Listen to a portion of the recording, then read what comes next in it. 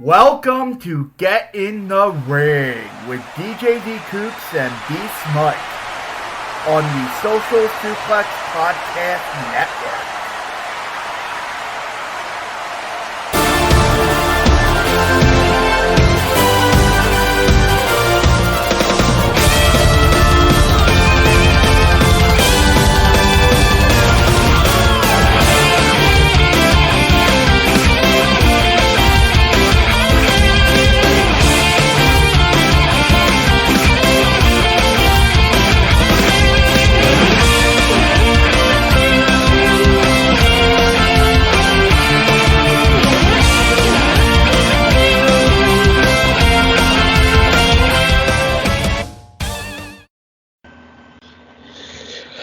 Yes, it is. It's time to get in the ring with DJ D Cooks and my cohort in crime, Beast Mike. Yeah, man. We are tag team partners in this show, as we've always been.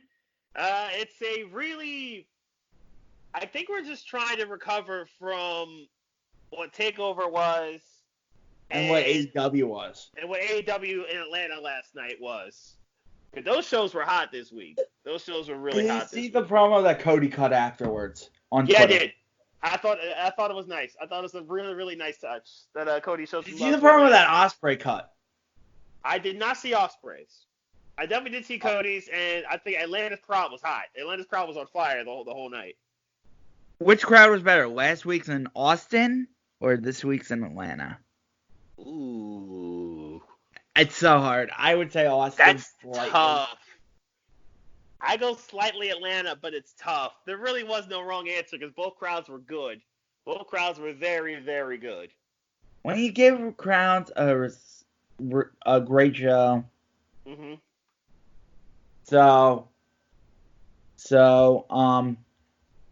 And then NXT was there, boring. But I want to talk about two things before we go. Yeah. Before we go into wrestling.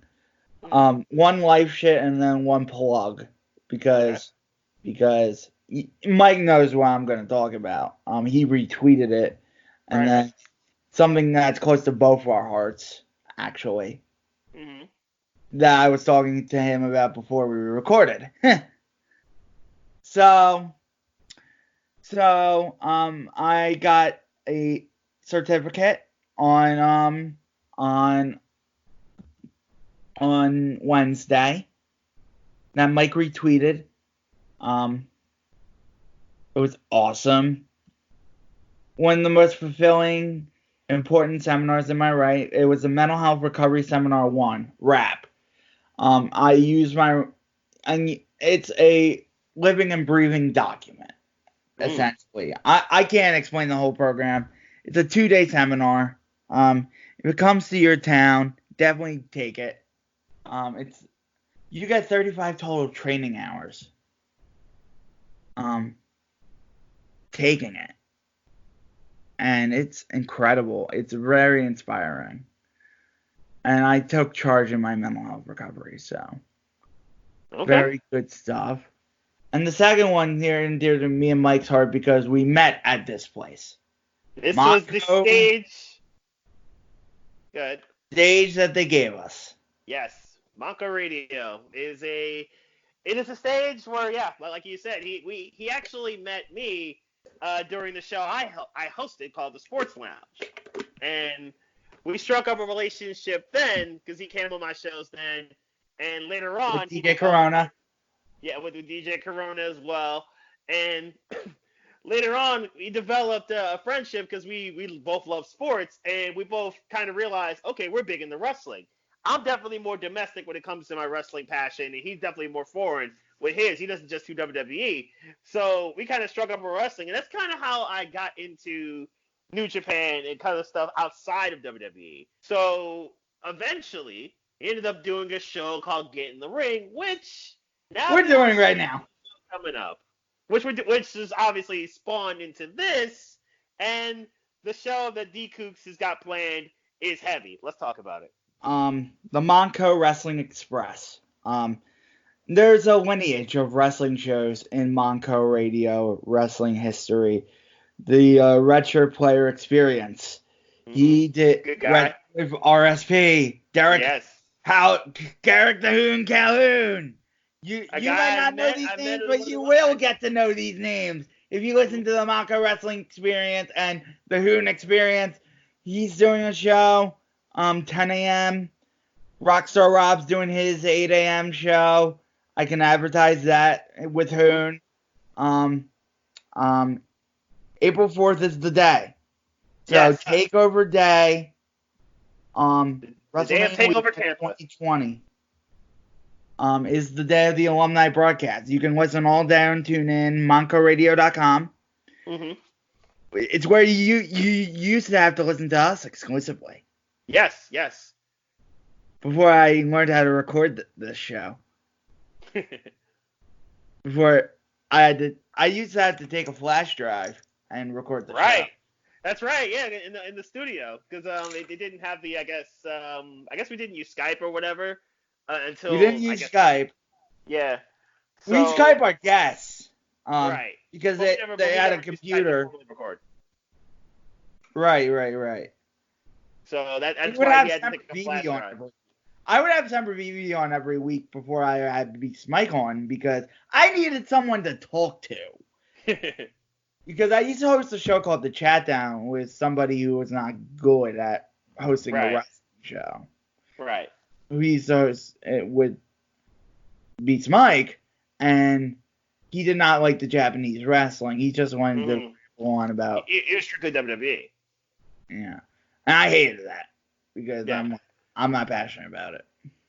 Because you're nowhere near as crazy about WWE as you are about about New Japan or obviously about AEW or PWG. If he was around now and he said no AEW, I'm like. He had no shot. Yeah, he has no shot with he has no shot with me. Yeah. So naturally, it's been a pretty cool journey with getting the ring and with wrestling in general.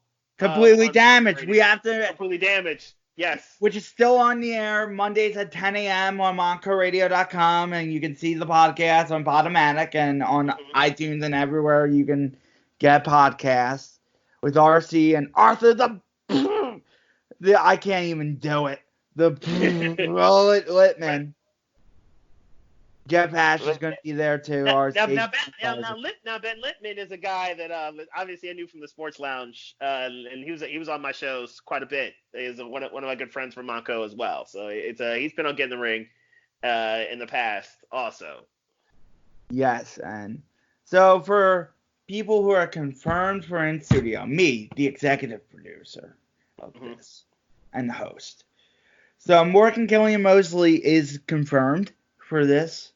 Derek the Hoon Calhoun is going to be involved somehow, some way, either a call-in or a in-studio appearance. Matt, the Kiss Room Porter, will be there. Yes.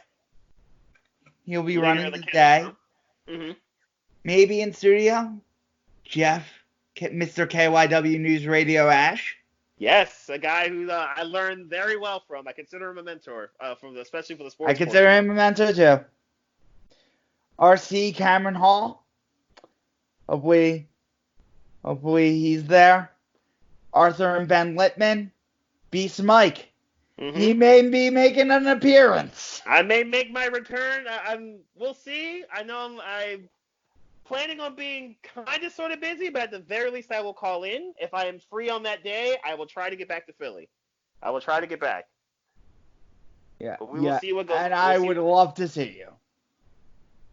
It would be nice to be back on Montco Radio. It would be nice to be back at the old stomping grounds. And this is going to be bad. So it's live phoners. Beast Mike's guaranteed to at least call in. So at the very least I'll call in. So we have Kristen Ashley from Belle to Bells and Daily DDT calling in. Possible Monster Factory involvement. They're guaranteed for the pre-recorded section, which I'm going to get into. Kandi Burton from... She doesn't really have plugged, but she is a caller from Montco Radio. She calls into the Kiss Room. She's a very nice woman from Toronto. Yeah. And she's just a charm. She calls into my Heart and Heavy show all the time, too. She's a Nice. loyal listener. I would like her to be a part of it because she's a big part of Montco Radio. Jonathan Snowden from Bleacher Report. I just got confirmed that John Carroll, before we started recording from Voices of Wrestling on Bakadze, if he has nothing to do, he'll call in. And I have to get timing with all these people, so more work for me. Pre-recorded messages, so these are going to be 1 to 3 minute MP3 clips. Top 3 wrestling memories, moments associated with Montco Radio. A plug, so they can plug their thing. A well wish from Montco Radio. And then the clips that are not used on the show, on the original hour, will be posted along with the original Montco Wrestling Experience on various spots on this Social Suplex podcast platform, since I have access to the Social Suplex Brett Circle account. This will be posted on the Social Suplex as part of Getting the Ring. I find it appropriate that it be posted. No, it's a good way to get back to and show love to where all this began. So, names, I have names confirmed for this. And then I'll give you the date again and the time. And so John McAdam from the Stick to Wrestling podcast. Barry Rose from the Breaking Kayfabe podcast. I gotta catch up with Barry. We gotta go to Mission Barbecue, Barry. It's been a while. Robert O'Connor, Ghost of Quiones from High Spots. My good friend Bill Apter from Apter's Alley One Wrestling. A lot of the Monster Factory students. Danny Cage. Nick Picone from Philly Influencer and the Shooters podcast. Alan Farrell from PW Torch. He sent me the clip this weekend. Sean Rossap, I'm going to record one. Mike, you should record one. Oh, yeah. I'm going to tell Hoon to record one, too. I'm telling RSP to record one, so, yeah, since he can't be there, so. Sorry to call out RSP, but. I'll at the very least do something and to do a soundbite to you. I'll definitely do that. But, April 4th, 2020, 2 to 3 p.m. But listen to the whole day. Yeah. Because it's really a good day of music. And music and memories and stories. And stories that everyone kind of catching up. Yeah, it's. And this Montco Wrestling Express is really coming together as something special. And that's what I wanted it to be. And I came up with this idea at 12 p.m. today. And it's already coming together. Within 9 hours, he's already got a stacked list of people who are already confirmed and say, yeah, I'll contribute to it in some way. Within 9.5 hours, he's already got a stacked list. And I've contacted some pretty big names, too. Mm-hmm. And it's got some big names. You heard some of them. I have aces up my sleeve. Mm-hmm. And they'll be announced on this very podcast if I get them. As the time draws near. Wink, wink, nudge, nudge. We're about a month and a half, so you think D-Coos is going hard right now with all the names he just listed. I was talking to Beast Mike before this podcast. He knows what I was doing. There's some stuff he's trying to drop. I'm not gonna say no names, but there's some stuff he's trying to drop that's big for this. So as time goes on, D-Coos is gonna come out with all the details knows you need to know. What I'm trying to do for this. Yes. So he's trying to go harder than even what he's doing right now. Think about this. He did all this in 9 hours. He's got a month and a half left. Do even more before this happens. Think about that. Think about it. And the best part is I can get Beast Mike back. I will at the very least call in. I will try to show up there. If I'm not busy, I'll try to get back to Philly to show up and say hi to the people. And even try to do one of my shows. Try to do a Sports Lounge show for an hour. That would also be great. But we'll see if I have time. I'll add you to the group chat at least. In Philly. But yeah, I'll definitely try to get back to Philly. There's some open slots, so. I will definitely try. Need you. So let's start with Dynamite because Okay. So you want to go in inverse order? I don't even want to cover SmackDown because SmackDown was disgusting this Yeah, week. SmackDown was kind of boring. Yeah, you're right. You honestly, the only thing you missed was that Carmella versus Naomi's happening, and the winner gets Bayley at Super Showdown. But other than that, you really didn't miss anything.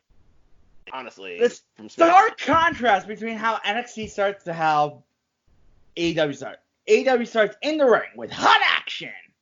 AEW came out swinging from the work show. And then the same monotonous promo in NXT, you know. We'll go back and forth with the Wednesday Night War because I'm passionate. Okay, so you want to? All right, so I guess Dekus, I think you should cover AEW. I'll cover NXT.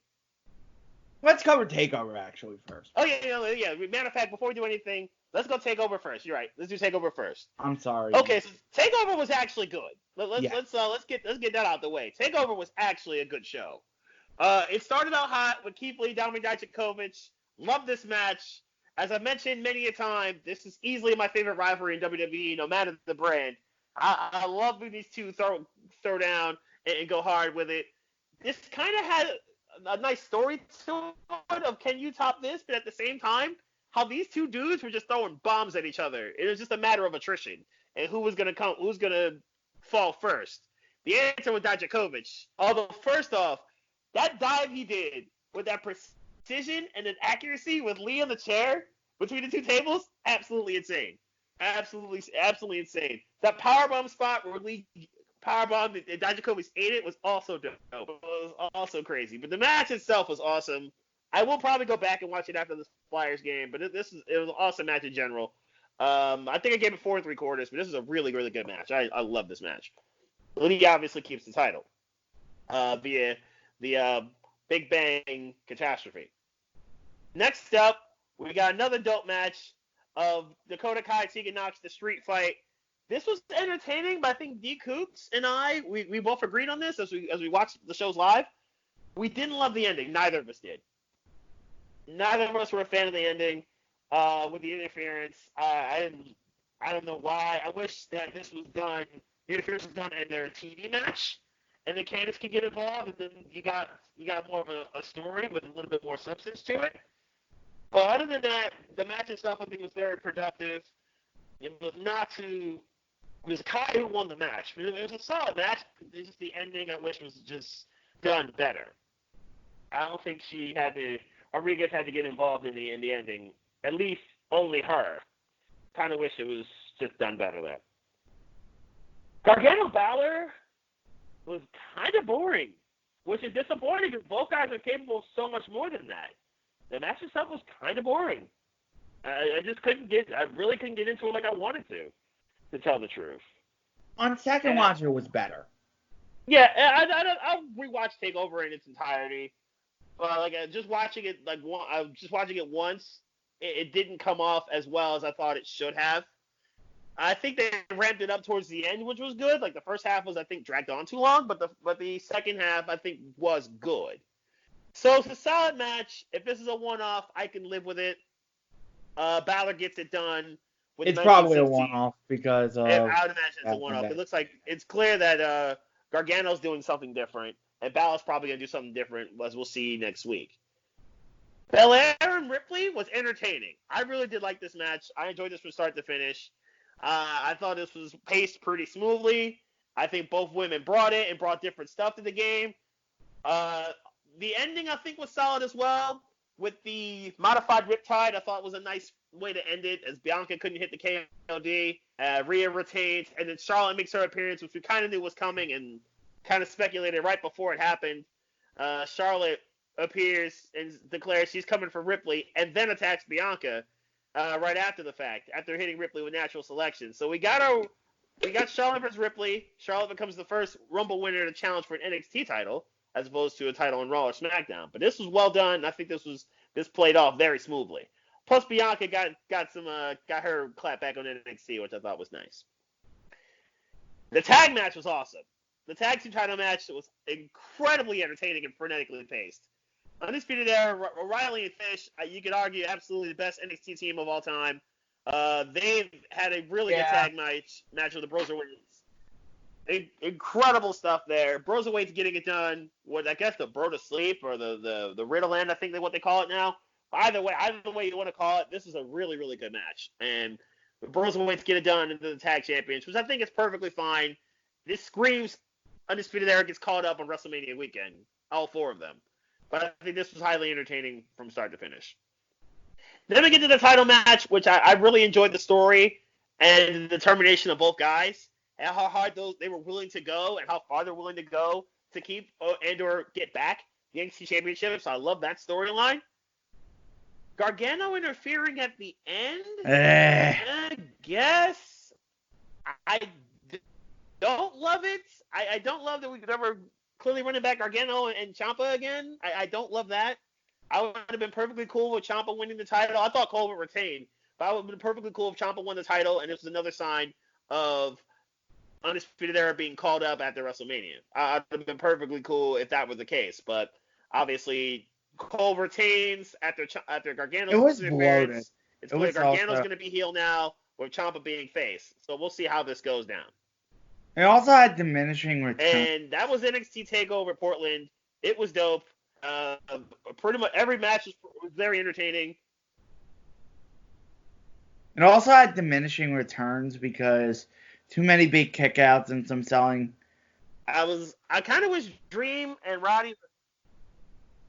Can you hear me? Hello? Yeah, I can hear you.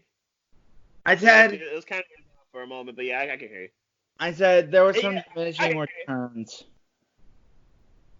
Because some matches, you think they dragged on a little bit? You think they could have ended a little bit sooner each match, I guess? They could have shaved 10 minutes off this match. Probably. They probably could have chalked up. They probably could have cut time in a lot of different matches. I get it. You want to give everybody time. I get that. And you want to tell a story with every match. I understand that. So yeah, I can see where you're coming from. But no, it was a very good show. So I'm not gonna completely dump on it. This is their first takeover of the decade. I think it was very good. So I'm not gonna hate on it. All right. So do you want to handle NXT and AEW Let's on do the side Raw by side? real quick because I'm bored. Raw was not good. That probably would be the proper route to go. Raw's not good. It sucks. Moving on. Let's just say that. Okay. Yeah. Matt Hardy angle was good. That's it. No, I didn't really get much out of. I didn't get much out of this Raw. I got little to nothing except for Randy Orton. Yeah, except Raw started hot. Raw was hot to start with, so I will totally give it that. After the Randy Orton stuff, after what Orton did to Matt Hardy, not much else. Not much else that you can really go home with. They basically ended the show this week with the same event last week, minus Joe and minus Rollins. So that was one thing. And with the Street Profits kind of making the save at the very end after Rollins' interference. So you missed nothing there. The Baszler promo with Becky was good. That was perfectly fine. AJ kind of comparing himself to legends, I thought was a nice touch. He's getting closer to WrestleMania season, and apparently the challenge that has been laid down for AJ Styles. Can the Undertaker really wrestle at little to nothing with Raw. The women. Can the Undertaker really wrestle at this point? Probably not, but I mean, if it's like Extreme Rules was last year, perfectly cool. But I don't know if he's got anything left. Meanwhile, the Flyers just won the game in overtime, Kevin Hayes. But I'd rather not see Taker throw down anymore. He's got nothing left to prove. I just don't think it's necessary. I was perfectly cool. He didn't have to wrestle last year at WrestleMania, and I was perfectly fine with it. It wasn't necessary. It's just not necessary to see him. Undertaker, I'd rather he just get the Hall of Fame. Can we talk about The Fiend and Hulk Hogan real quick? They're really teasing that. How the Fiend basically said, you really want to really tease me versus Hogan. They really teased Oh it. wow, they really did tease Free versus Hogan, and that would be bad for all parties involved. That would be so bad for all parties involved. At least I Saudi guess the Fiend would Arabia. make it quick. I'd much rather he wrestle Goldberg than Hogan, but at least Fiend would make it quick with Hogan. It would look and sound as bad as we're mockingly make it seem. It would look awful aesthetically, and I'm a Fiend guy, as y'all know. I'm a Fiend guy, but I don't want to see that. I don't want to see that. That would just be awful. So basically on Raw, the one thing you missed was basically the first segment was Randy Orton and Matt Hardy, and then Baszler and Becky's promo I thought was also very good. That had a whole lot of meaning. But other than that, honestly, you didn't really miss too much with Raw. So that's really what happened there. The money stuff was on Wednesday with NXT and especially AEW. Yeah, because this tag team As battle. NXT returned from Takeover, and AEW Wholesale had has what been felt like very a cold the pay-per-view event last few in weeks. Atlanta. It felt like a pay-per-view event. What happened in Atlanta? Because that was absolutely fire. Yeah, it did feel like fire. It was a spectacle in that cage match. Yes, it was. So how do you want to do this? Do you want to go segment for segment? Back and forth.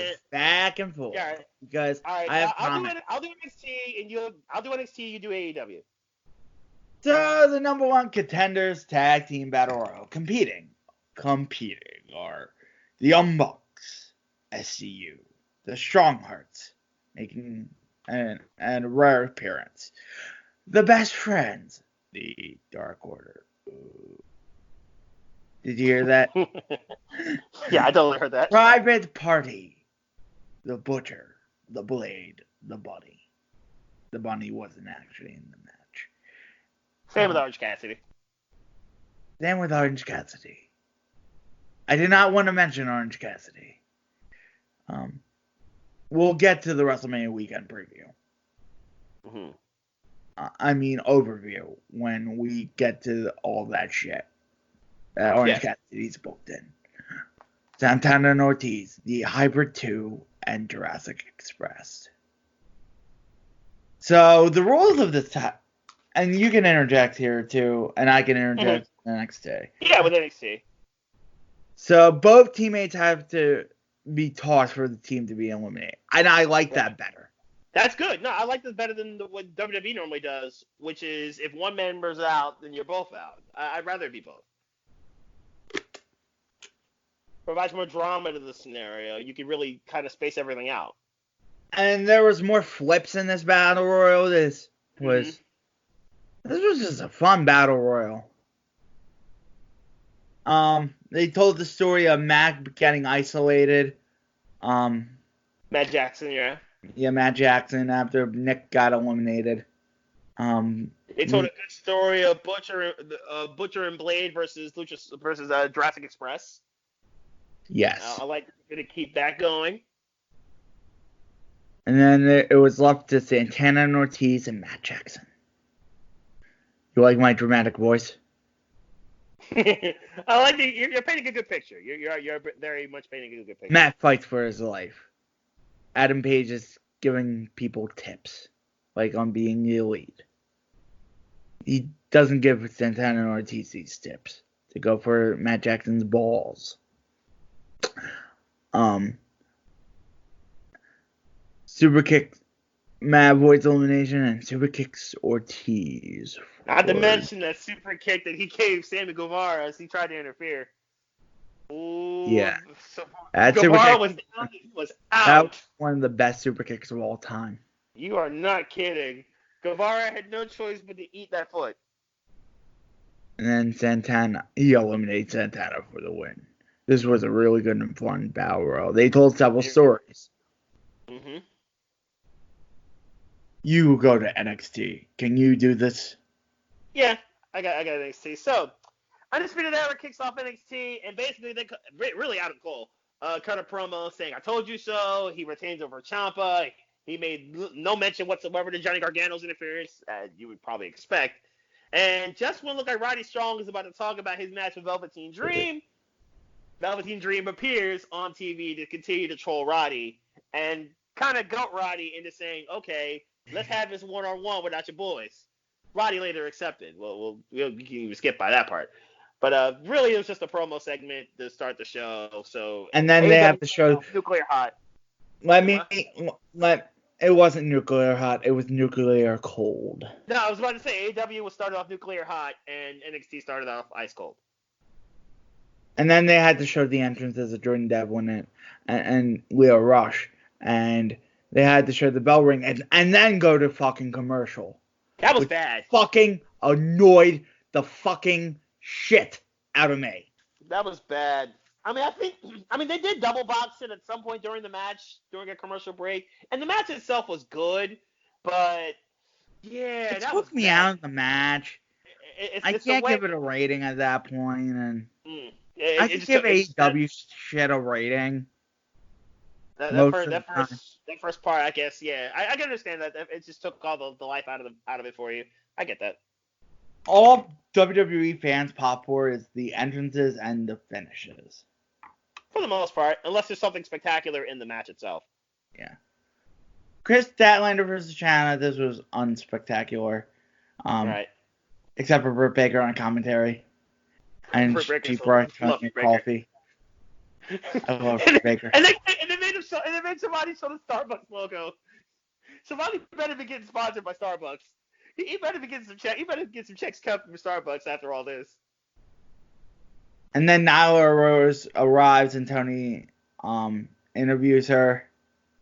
And this was a good back and forth. I like this. And I like it. And we're introducing new women into this game. Where Big Swole. Right? Big Swole came out, and Santander, I think, she stayed out there after her match.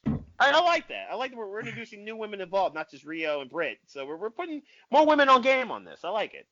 That was smart.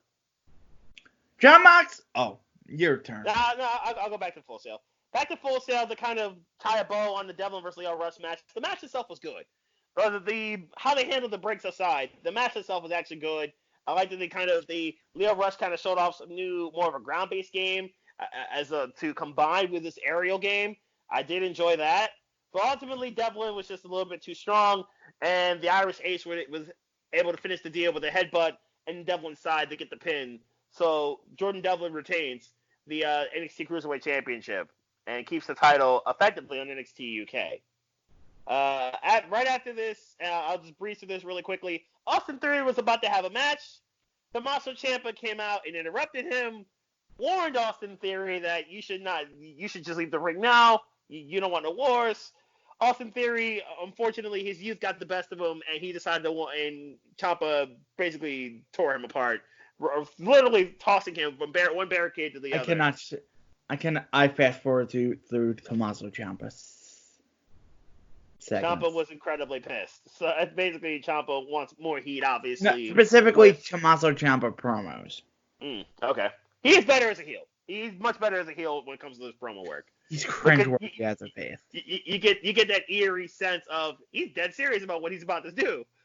He's just better as a heel. All right, let's take it back to Atlanta. What happened back in the A? Jon Moxley versus Jeff Cobb. The real stars are here. This was a good match. This was just a good David versus Goliath match, and they worked over each other.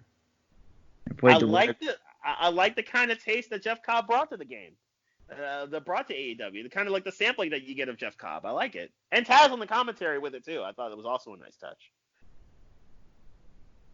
Post-match, Inner Circle attacks until Dustin arrives. Numbers get to him. Lights out. Darby Allin arrives and went wild with a skateboard and as Mox and Jericho come face to face, they brawl. And every match of this pay-per-view feels fucking ice. Not ice. Hot fire. It is. And you know what happened? The other part about the Darby Allin comeback, the crowd was hot for Darby. The crowd popped nicely for Dustin as he came after Jake Hager, but Darby's return got a mega pop. Like I'm glad Taz brought that out. I'm gonna spot $50 for this pay-per-view. This pay-per-view looks like it's gonna be absolute fire. This pay-per-view from start to finish. Okay, the real question is, can this challenge either night of Wrestle Kingdom a show of the year? Yes. Because so far, those are the two benchmarks. I'd say night 2 over 1, but those are the two benchmarks for show of the year.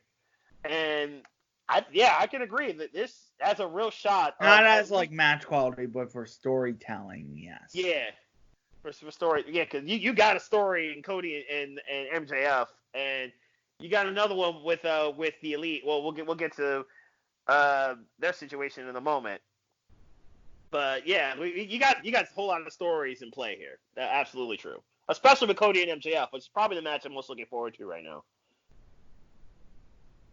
Let's see. Taking it back to Full Sail. We got a solid match here. Joaquin Wilde and Raul Mendoza teamed up against the GYVs. As it's clear, the GYVs are starting to establish themselves over on NXT as opposed to UK. GYVs were a well-oiled machine, but I think this match was a little bit too... it just didn't hit the right note for me. But ultimately, GYVs win with the ticket to Mayhem, and it's clear that they're coming after They're coming after the Broserweights. I was just entertained by Gibson's promo. Gibson's promo was good. Gibson is very good on the microphone. He absolutely is very good on the mic, no doubt. Speaking of the Broserweights, they celebrated with the crowd and with the people. I do. And then match joke. Riddle's hilarious. Riddle is great on the microphone. Party too hard, so he failed a wellness test. Riddle is hilarious on the microphone. He is absolutely gold. He's on the short list of best mic work of this year. Him and Britt Baker, and there's probably a couple others, but especially those two are on the short list. If he ever goes on the main roster, Vince is going to neuter that shit. Yeah, you're not lying. Yeah, you're not kidding. I kind of want him to stay on NXT. He just fits better. He fits better with that flow and the laid back style of NXT. He just fits better. Can we make an aside for a second? Baron Corbin saying Dave Meltzer's a cancer. I did see that. I did see that. Baron Corbin. Just because you don't like Dave Meltzer.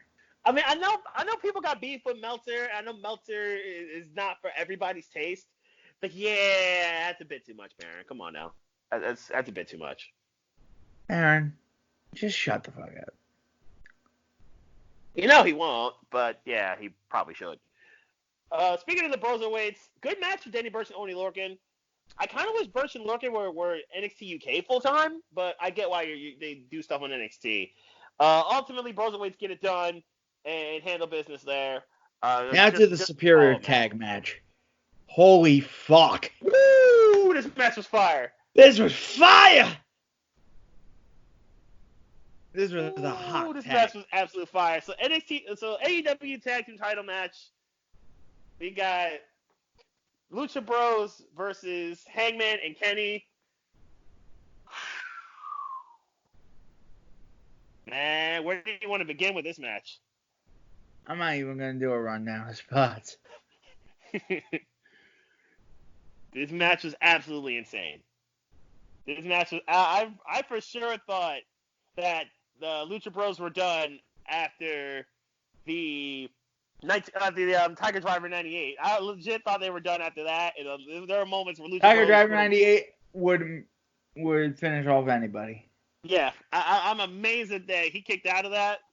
And there's the spot where Hangman caught Kenny, which I thought that was no, actually Kenny caught Hangman with a clothesline. That was big, and that was crazy. All the spots that they were doing during the match, like all four guys, just going absolute ham. And Phoenix is the best fucking one of the best wrestlers in the world. That walk on the tightrope and to Hurricane Rana to the outside was absolutely nuts.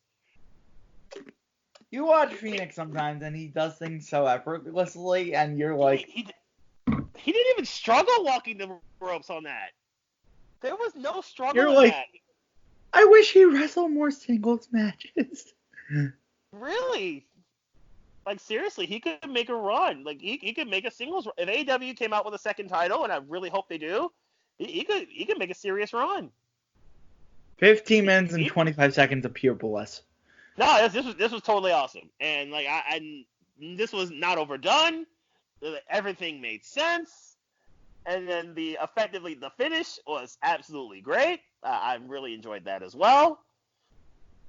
Completely great, and obviously sets up the story of the Bucks versus Hangman and Kenny for the tag titles at Revolution.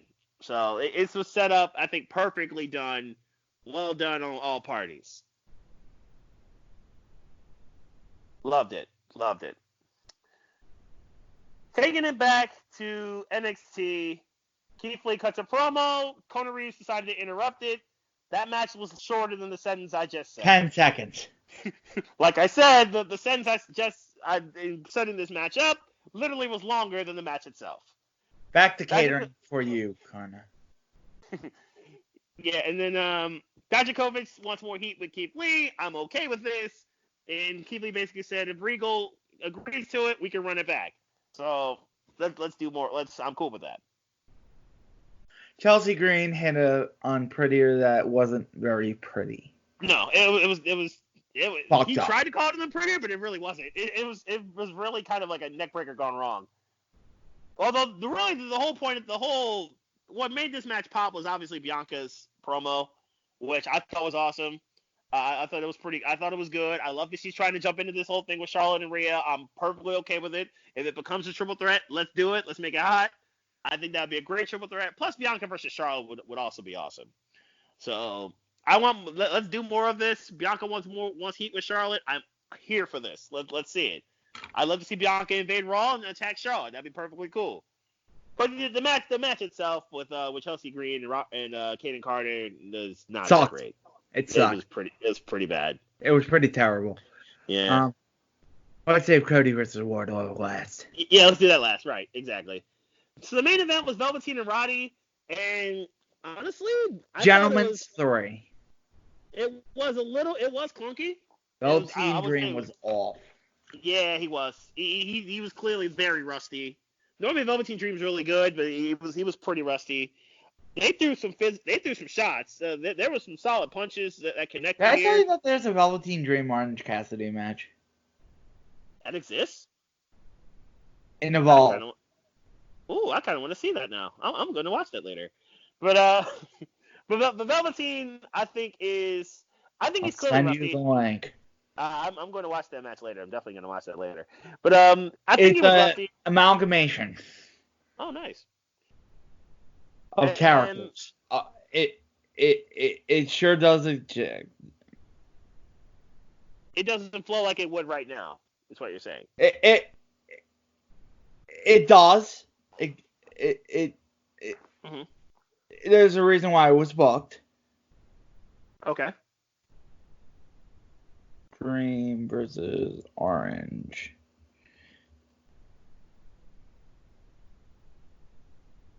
But while he's doing that, Velveteen so the match was strong, very physical. I did like the physicality involved, but it was clear that Velveteen was just not the normal crisp self that he is.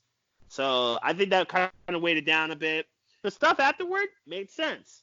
Velveteen wins the match with the DVD, but ultimately it was an Undisputed Era that got the last laugh with Fish and O'Reilly doing their move and then doing the high-low, and then we got Roddy Strong doing the end of Heartache to close the show.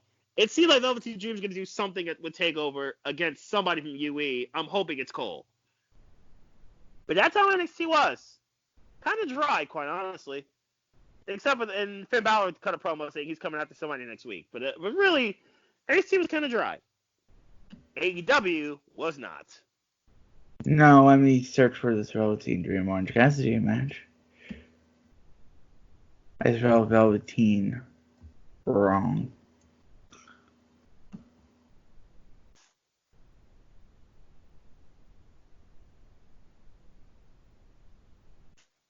Wrestling.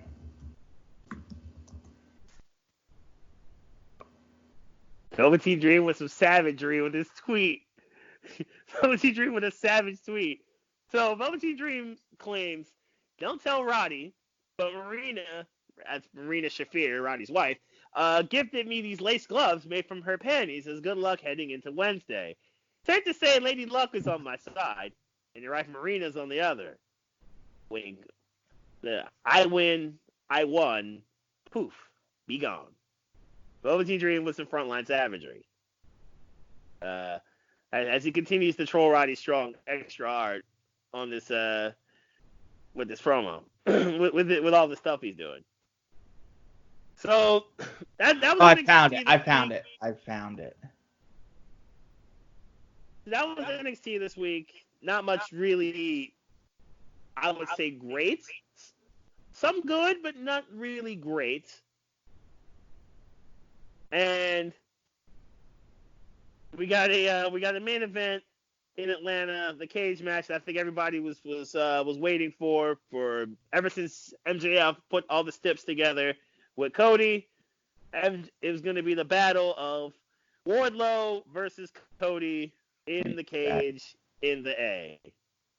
Yes, and Cody juiced. Cody fucking bladed. Mm-hmm. Wardlow was okay. Needs more time. Wardlow's got promise. He does have promise. He has a fire about him. I think with more time, Wardlow could really come into his own. I think just give him more matches. I think it'll come into his own and he'll be very good. They've been keeping him in the wings for a while. Right. So. It seems like it. He seems like a pet project for them. Yes. He seems like a guy within a year. I think, to me, he could be what Braun Strowman. Remember Braun Strowman in 2016 and how were there he was? And how he basically was their pet project? Yeah, Wardlow. But Wardlow got already has a 3.5-star match in his pocket with Cody. Okay. He does. Yeah, he does have a big time main event with Cody on his resume. That's true. Braun did not have that in his rookie year, or in 2016. And then Braun eventually became God mode in 2017. But yeah, he didn't. He wasn't. They kind of slow played him along until the Roman Reigns stuff. I think Wardlow's got that kind of flow to him. I think with more time, in about a year, I could see Wardlow being a monster and being like one of the top dudes on the show on AEW. I could totally see that. There are some. But Cody got through all three of the steps, except for obviously he's got to last this week without punching MJF, which I'm sure he will. And then he's good to go. And then we get the match with MJF and Cody on the 29th. So AEW was fire this week, absolute fire. Tremendous stuff all around. Yep. But next week we got the Iron Man with Pac and Omega. Yes. We got Jurassic Express versus Butcher and Blade. We got what else? We got. Let me see it real quick. Major stuff. But I know those are the major two things they were promoting and talking about. Next week on AE. Let me do it. Those are the only two things. Yeah, it was it. Yeah, probably a really passionate Cody. Oh, I'm expecting this promo video to be amazing for Cody and MJF. This promo video should be dope. It needs to be dope.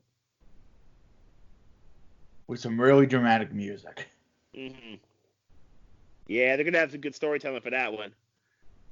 So our Social Suplex boys are gonna be in Tampa. Okay. They live in Tampa. So there's a good chance they're going to go to Takeover Tampa Bay. They live. A Mania. Nice. So it starts Tuesday mm-hmm. at 6 p.m. at the Italian Club of Tampa with Tampa Bay Pro Wrestling. Get your tickets. Then, not Game Changer Wrestling, but Generation Championship Wrestling has a card at the Italian Club, not the Cuban Club. Mm-hmm. Because the Game Changers the collectives running at the Cuban club. You could see how it's confusing, right? Okay. Yeah, I can see it. I can totally see that. It's sort of shady, isn't it? They're gonna have to promote, they're gonna have to promote that and kind of handle that before everyone gets down there to Tampa, so they can make sure everyone gets the proper show. But they're only running Tuesday, Wednesday, and Thursday, the fake GCW. They're just hoping to confuse fans who get down early. But on this show, it's Cortez Castro versus Damian Angel, Mecha Wolf versus 450 versus Tajiri, Sir Rios Badu, Mecha Wolf 450. So Mecha Wolf 450 is doing double duty. Alex Riley and Sir Pentico. Riley's still doing stuff. Tajiri's still doing stuff. Trisha Dora, Skyward Moore, and Viva Vaughn, and Tamatanga and Tangaloa appearing live. I'm not going to read all these. I'm just going to read notable matches now because there's a lot of shit. I believe it. Punk Rock Pro Wrestling, Dirty Little Secret to Elevate Pro Wrestling. Start time 10 p.m. at the Italian Club of Tampa. Then Wednesday, April 1st, J-Lex takes back the power. And then Punk Pro Wrestling's been running a number of shows. Cyberpunk Pro 2020. Aaron Epic versus Daniel Makabe is an interesting match. Okay. Generation Championship Wrestling's running another show at 8 p.m. Chuckles the Clown King versus Eric Cannon's a match, apparently. At this generation. Platinum Pro Wrestling, Lucha Mania 4. There's no Lucha talent on this show. So Thursday, April 2nd. Free general admission for this show. It's at the courtyard of the Cuban Club. At 11 a.m. It's GCW's, so this is not the fake GCW, this is the real GCW. Game Changer Wrestling. Jimmy Lloyd's D Generation F. You're going to see a lot of these shows. It's some wrestlers' irony show. And you're going to get my opinion on it in a little bit. Blake Christian versus Jordan Oliver, which is going to be a really good match. That's going to be a really good match. I would go see that for free. Because that match is going to be good. Two young, hungry, independent wrestlers. Announced talent, Carlos Romo, Benjamin Carter, Blake Christian, Jordan Oliver, who are in the match.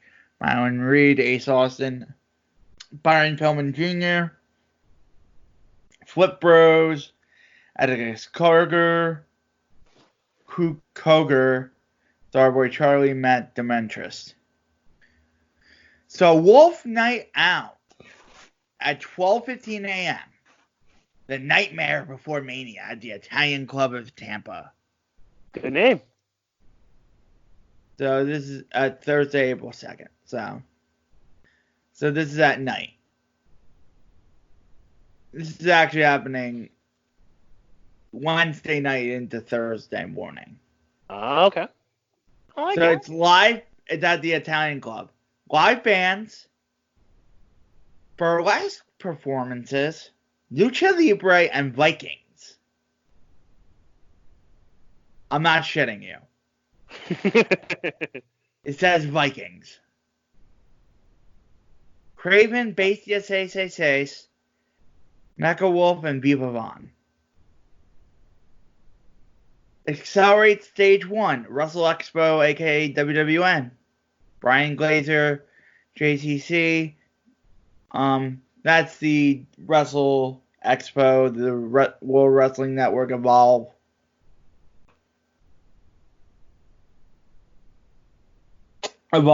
You know, that promotion group. Okay. They have a big WrestleMania weekend, so I figured Evolve would put their 2 cents in. Murder Mania Night 2. I didn't know they had a Night 1. This is the first I've heard of Murder Mania 2. Southern Nights, 7th Avenue, Tampa, Florida. No ring, no rules. Apparently. At the Cuban Club, 3 p.m. Cuban Club's getting a whole lot of business on this. This is where the Collective is. So the IWTV events are there. So they're streaming live and stuff like that. So you're going to see a whole lot of irony. But this is where all the this is the Texas Indie show. Tom Lawler, Ricky Starks, Alley Cat, Ruben Steele, and a bunch of other names. 3 p.m. at the Ritz. This is where the WrestleCon is. The WrestleCon shows will be. Yorba City, 7th Avenue, Tampa. Announced 10 New Japan Pro Wrestling Line Break 3. Yes, New Japan is doing their show. Hiroshi Tanahashi, Ren Narita, Carl Fredericks, Alex Coughlin, Clark Connors. This is like a small show, so. Okay. Zack Sabre Jr., El Desperado. Accelerate, Stage 2. We don't know the details because WWN doesn't really release details. Prestige Wrestling, 5 p.m. at Southern Nights. Oh, God. Have you ever seen Danhausen's gimmick before? I can't say that I have. I'm going to send you his Twitter. How bad could it possibly be? Very evil wrestling human. Very evil wrestling human. Okay. Married to Lulu. Book that Danhausen. It's like the Simpsons character Danhausen. Okay. Yeah, and for those who don't know, I am a Simpsons guy, so I can. All right. Yeah. Now I understand it. Yeah. I understand Danhausen from the Simpsons, definitely.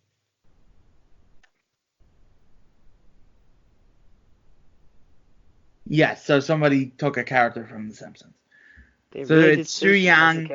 Wow. That definitely is his Twitter picture too. I know. Andrew Everett versus Alex Zane. Effie Warhorse. You want to see the Warhorse? I'm going to send you his Twitter too. Because the Warhorse is great, man. He has a great Twitter.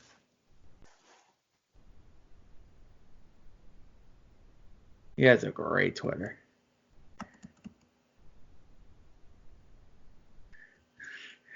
I'm just sending you a bunch of irony wrestlers now. Effie, the gay wrestler. We'll get to him later because he has a big gay brunch coming up. Preview later. Sonico, Mance Warner. He has a show coming up too. Jake something. Ziggy Dice. Does Ziggy Dice have a show? Full Throttle Pro Wrestling. Tampa Bay Mania Beer Run. Three Daughters Brewing. Get tickets. And then the biggest conflict of Mania weekend. It's Friday night. Okay. It's Thursday night, actually. Because Thursday, April 2nd, has Bloodsport versus the WrestleCon Super Show. At the Cuban Club or at the Ritz.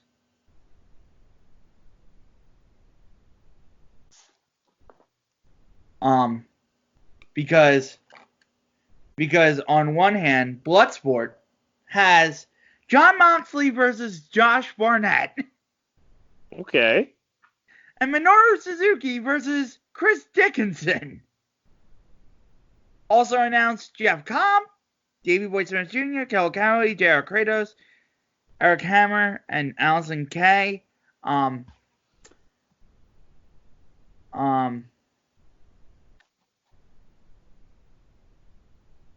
Max Brados announced this show. Max Brados and from ESPN. Nice. And Ken Shamrock announced it. Yeah, this show is serious. It's at the Cuban Club. The only announced match for WrestleCon Super Show is Shingo versus Bandito. And Nick Aldis is defending the NWA World Title. But announced talent: Will Ospreay, Alex Zane, Jordan Oliver, Blake Christian, Zack Sabre Jr., Black Taurus, Amazing Red. So they come out with a great show every year. So it sounds like this is gonna be a good show. And also you have Progress. If you want to go to Progress, I want to go to Progress. No Peace Underground at 11 p.m. at the Catalina, the Cuban Club. Alley Cat's gonna be there. Uncanny Attractions, Drags and Dropkicks Volume 4.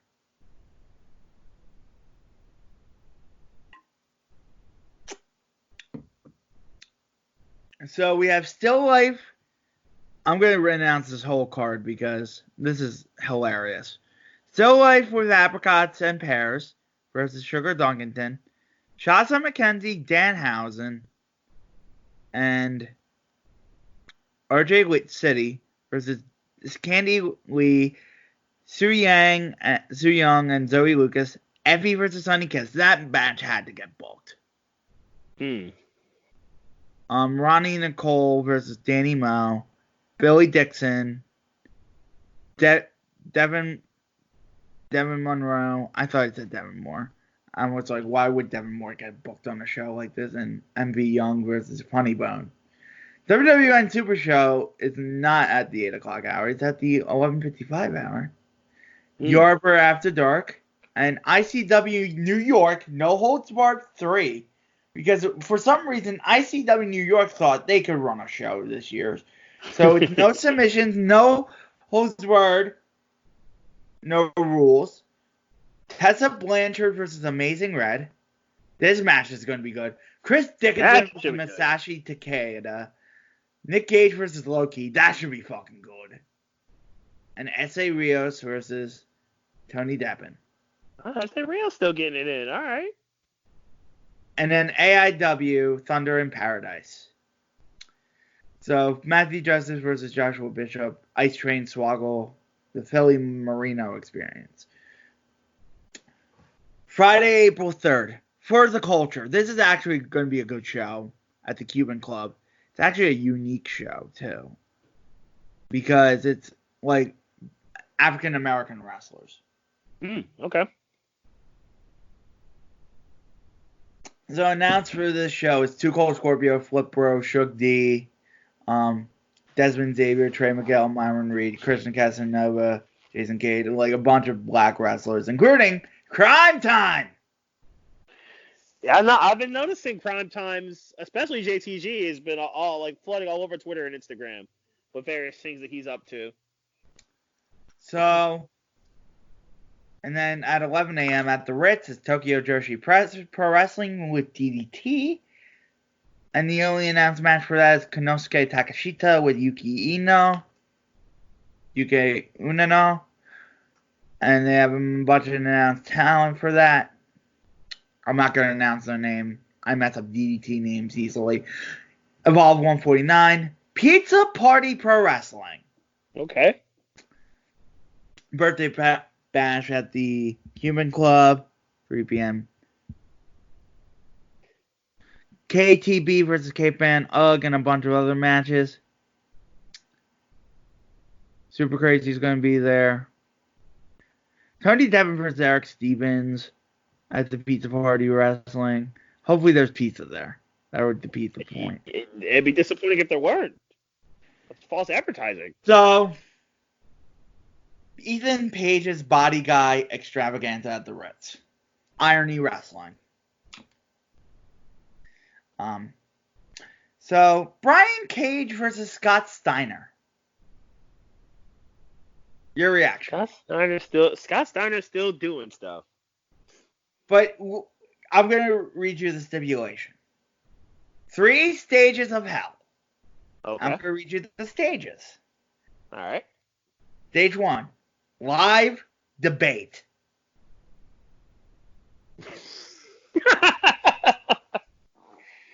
Oh, I'm just imagining what Steiner... It's going to set. Honestly, I kind of don't want Steiner to prepare a speech. I'd rather just Steiner wing it. He's going to wing. Stage 2. Pose off. All right, Steiner will lose. I think Steiner easily loses stage 1, but he'll definitely win stage 2. Stage 3 match with special guest referee. Actual match. Okay, that's funny. Wentz, Desmond Xavier, Trey Miguel versus Bodyhausen, Warrior Horse, and Juice Monkey. And then we actually have a shoot fight between Jordan Grace and John Silver. Oh my god. We actually have some serious matches, and then we got Brian Cage versus Scott Steiner in a 3 stages of hell match. This promo right here. This WrestleMania weekend's the greatest. This is gonna be wild. This whole thing right here. Impact Wrestling. Wild. TNA, there's no place like home. They're going back to the TNA roost. Mr. Anderson, D'Lo Brown, Chris Sabin, Chris Harris. Scott Steiner is going to be there. Amazing Red, P.D. Williams. At least Phoenix is not Russ. And then Spring Break. It's coming back. The Clusterfuck's coming back. Will Ospreay. Alex Shelley versus Tony Devin. And the irony match of all irony matches. You want to take a guess of the 2 participants? I'd rather just hear it because somehow it's a New Japan wrestler and an AEW wrestler. A New Japan dude and an AEW guy. Then a straight think of the most serious New Japan dude and think of the most lackadaisical AEW dude. The most serious one I can think of is Ishii. Think of the most sadistic New Japan dude. Oh, sadistic dude. Okay. Most sadistic. He leads his own stable. He probably leads Los Ingobernables de Japón? No. No, I'm thinking... It's a group. Thinking Evil? Goon. Suzuki. Oh, Goon. Oh, Suzuki-gun. Minoru Suzuki. And then lackadaisical AEW. We talked about him earlier. Orange Cassidy? Yup. That's the match. Okay, that should actually be pretty funny. That should actually be pretty good. The irony matches of all irony matches. It's over after this weekend. Because such brilliant marketing by Janela. That is actually well done. I'm not even going to hate on that. Well done, Joey Janela. So, Marcus Crange, Bondage, a Go-Go. Tom Lawler versus Effie. Power versus Jamie Senegal. Ziggy Dice, Eddie Only versus Death Dales. Sexy Eddie and Corey Dice. Live BDSM performances. Burlesque. I mean, it's Florida, so it's Florida, so that kind of stuff is like that doesn't faze me too much. They're actually doing it during a wrestling show. That is wild. No ring death matches and music. At 11:59, you probably have to be 18 to 10, but sure, because the BDSM stuff, sure.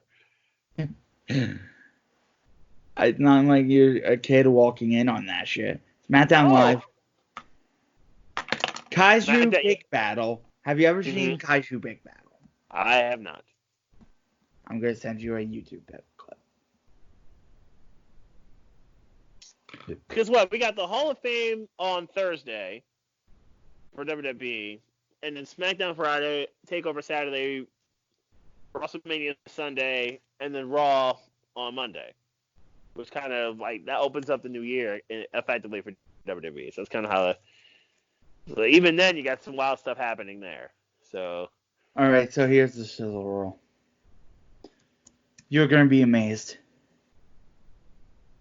And notable wrestlers have appeared in Kaiju Big Battle, like Kota Ibushi. And wrestled in the costumes.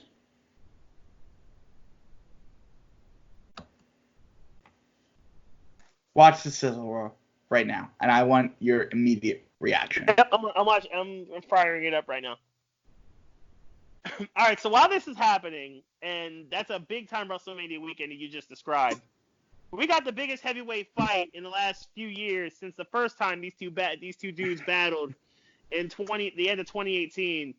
Wilder Fury 2. The first one was a draw, and it was an incredible fight. Ultimately, I thought Wilder was going to win the fight. It looked like Wilder should have won the fight, but Fury won. Got to a draw. But Fury survived to the end and worked out a draw. They've already had one of the boxing promoters actually banned Wilder Fury after the confrontation a couple of days ago. I think it was yesterday. Yeah, NSAC banned Wilder Fury a face-off after the weigh-in. They had a face-off, and there was a whole lot of drama that happened. No shit. During the face-off. It's obvious that Wilder and Fury respect each other, but they both have unfinished business against each other. They don't like each other. These are the two.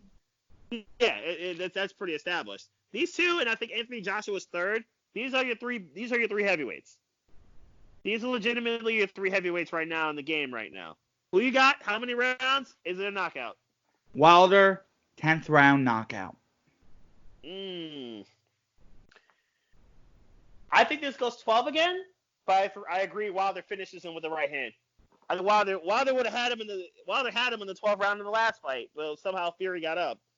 I think this goes 12 again and Wilder knocks him out. Your thoughts on Kaiju Big Battle? I would tell you if it actually loaded up. It did not. The video so far is unavailable. Oh. Let me YouTube it again. Moving on. How do you spell the Kaiser part? K-I-S-E-R? K-I-K-A-I-J-U.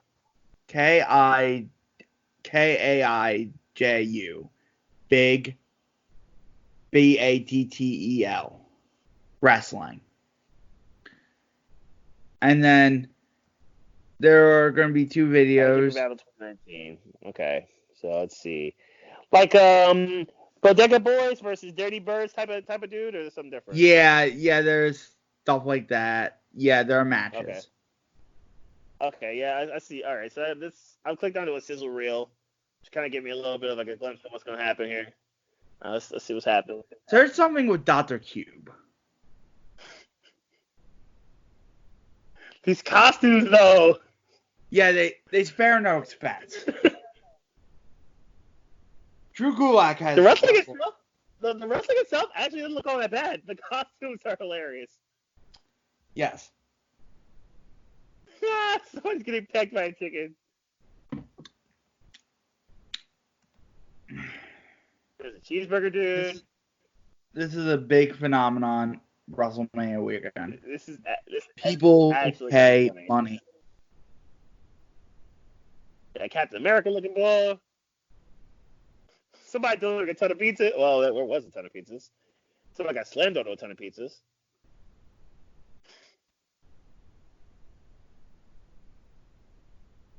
Okay, this is actually legitimately funny. Somebody dressed up in a blooming onion. I respect that because I'm a fan of blooming onions. I don't follow the stories, but they do stuff. I'm not sure you really need a story to this. I think it's just but watch they it do and have let it do what it does.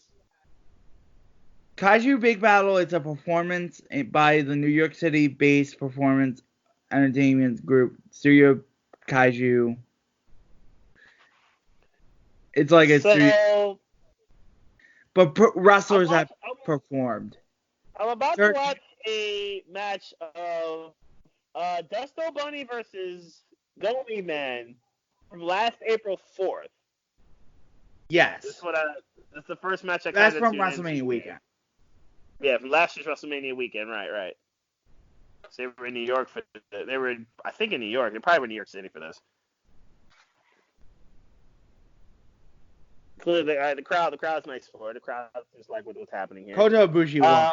It looks like they have like Kota Ibushi loves Kaiju Big Battle. Because it seems like it's just fun. I think it doesn't seem like it's trying to be he loves serious. the wacky it's shit. Really fun. Yeah, that's what I'm saying. Like it seems like this thing's just for fun. Like it's not even like it's not trying to be serious. It's not trying to be anything else. It's not trying to be like crazy. And they're well trained too. Yeah, I can see that. So Black Label Pro. Let's get back to WrestleMania weekend. It's at midnight too. 11:55. Let's see how much tickets are to this. I wanted it in a different tab, but let me see how much. For $30, you can't go wrong. Sixers and Nets were tied at 103 with 16.2 left. Nick Gage versus Stephen Bonner for Black Label Pro at the Cuban Club. Jeff Cobb versus Jake something. Haku versus Tom Lawler. That should be a hoot. Actually, should be pretty good.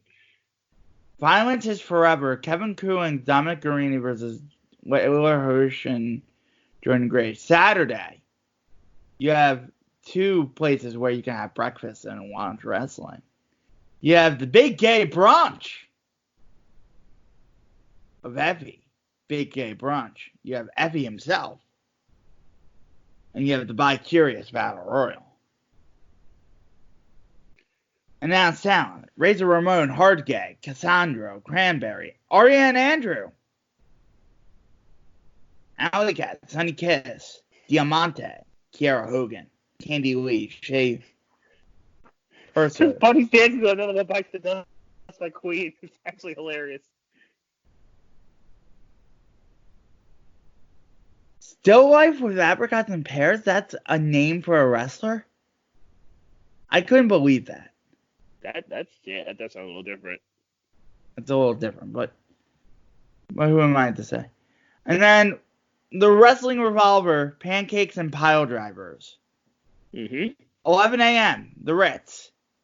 We have Sami Calhoun and Simon Miller in a What Culture Death match. And Shingo Takagi versus Chris Dickinson. We have Evolve 150. We have Pop-Up Wrestling, The Nightmare Before Mania. We also have Fest Wrestling's Metalcade and Justice for Brawl. A metal and wrestling festival. We had some pretty big bands playing here. Municipal Waste. Okay. Obituary. Exhorted. Bloodlet. Nasty Savage. Municipal Waste is actually a pretty big band, so. So DeHausen, Warhorse, Darren Corbin, a bunch of wrestlers are doing this. Nice. Glory Pro, this is Mike Halligan's promotion. That's a bunch of matches announced. Why is the Bunny's gear so dusty? And then Mike Elgin's wrestling across the street at WrestleCon Worldwide. That's funny.